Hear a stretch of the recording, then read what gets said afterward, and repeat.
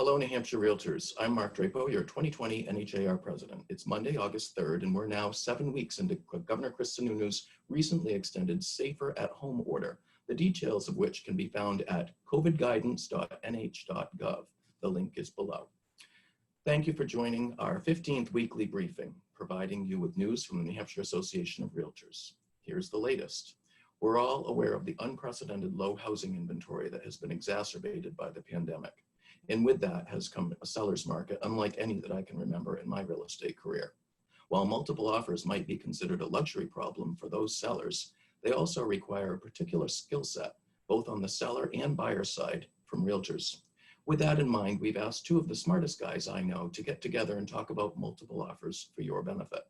St. Louis attorney and NAR instructor Bruce Ite, whom many of you know from having taught our professional standards workshop, will sit down this week with NHAR legal counsel Matt Johnson to share legal advice and best practices around multiple offers. Our escalation clause is a good idea. How does confidentiality play a role? What are some tips to maximize offers? How does fair housing factor in?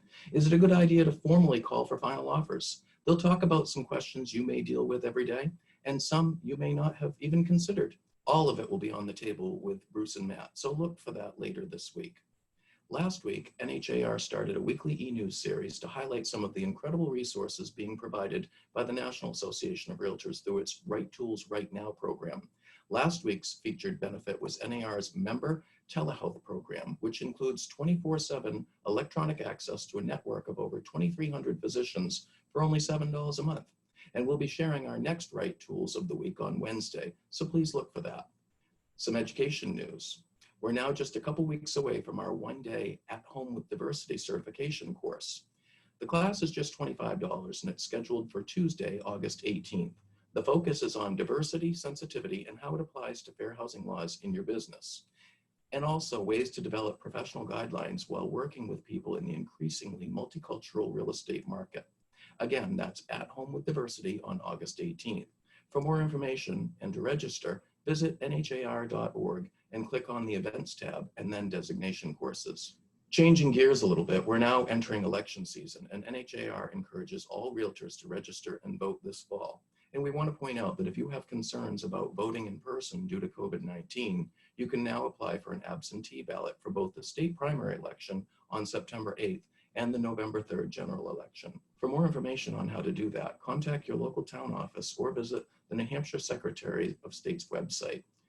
Finally, and far more personally, NHAR lost a beautiful soul last week with the passing of Diana Dunning, whose incredible smile lit up the New Hampshire Association of Realtors offices for more than a quarter century.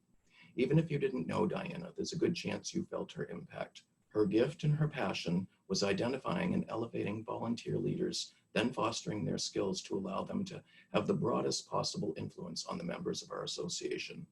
She served as Director of Multi-Board Services, Acting Executive Vice President, Assistant Executive Vice President, and Leadership Coordinator.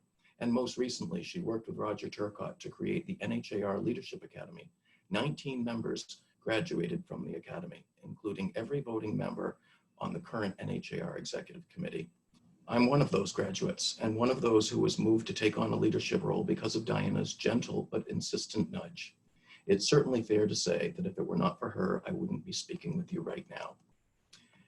And as skilled as she was at her job, she was even more dignified and full of grace. Diana will be dearly missed, but her profound influence will live on.